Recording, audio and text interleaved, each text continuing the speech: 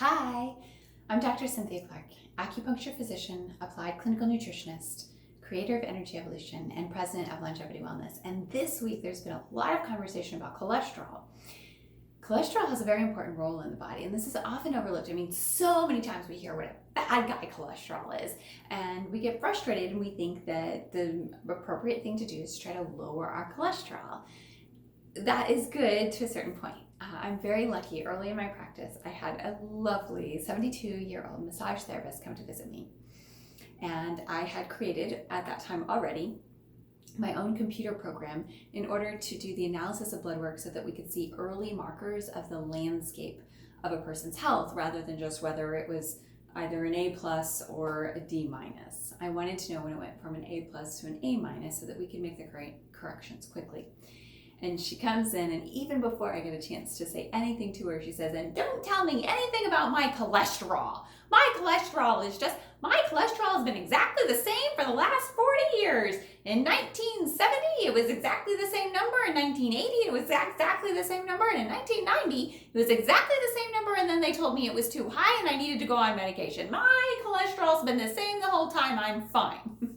And the truth of the matter was that she was fine. Her cholesterol was exactly within optimal range. But what had happened is that the standards for the cholesterol levels had dropped over the years. So just to be aware that these numbers have not always been the numbers that they are today. But what I really want to talk to you about is the good that cholesterol does in the body, because it gets such a bad rap. And that can look like, for example, your hormones are made from your cholesterol. It assists in the production of bile. It assists in the production of vitamin D, and it assists in the production of patching little tiny tears that happen to your vessel walls. So the reason it gets a bad name is because we think of cholesterol and we think of plaquing, but actually cholesterol is the vehicle that your body uses in order to try to assist you and help you to make up for some bumps and bruises that you've gotten. What I really want you to be aware of is that your cholesterol can in fact drop too low, and that low cholesterol is even more associated with mortality than high cholesterol is. So there isn't an issue about it's how low can you go, because low cholesterol is just as dangerous, and in fact even more so than high cholesterol is. I also want to share with you, had a client come in recently that had she's been eating very similarly for the past year or so, but one thing she had done is she had added a lot of dairy to her diet. The rest of her blood work looked fantastic, but this one particular marker, her cholesterol numbers were out of range for what healthy cholesterol was in all of her cholesterol numbers, her HDLs, LDLs, and triglycerides. And we mapped it back to a significant increase in dairy. It was the primary contributor. So just be aware.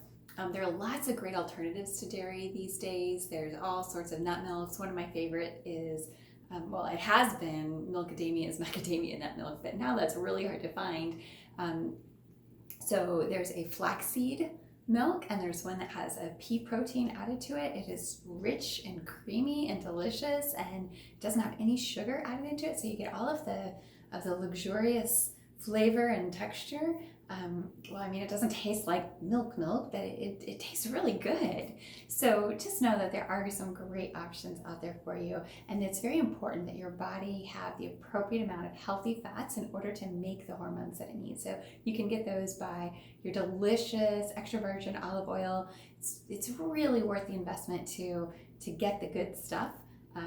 There's very likely like here in Sarasota, we have the Venice Olive Oil Company, and there's several others around that make this really high quality olive oil, or if you're lucky enough, really high quality fish oil. Or there's other oils that you can use too. So there's always coconut oil. You may consider other oils, maybe experimenting with some hazelnut oil, Play around macadamia nut oil. See what suits you. Look for the oils that are safe at high temperature so that you can cook with them without having to think twice about it. Extra virgin olive oil you do want to hold for after your meal is cooked, because if you're cooking with it, then you're going to make those oils go rancid and you're not going to get the benefit from it. So much better to add that on top. I actually just add a couple of tablespoons of that delicious extra virgin olive oil to my lunchtime meal after it's already cooked. So some things for you to think about. Just wanted you to have this information because it's so important for us to have healthy systems and healthy immune systems at this time. So the more you know, the better decisions you can make. I hope you have a really great day, and it's great talking to you. And remember, aim for the right number for your cholesterol. And if you don't know what that is, give me a call. I'm Dr. Cynthia Clark with Longevity Wellness. Have a great day.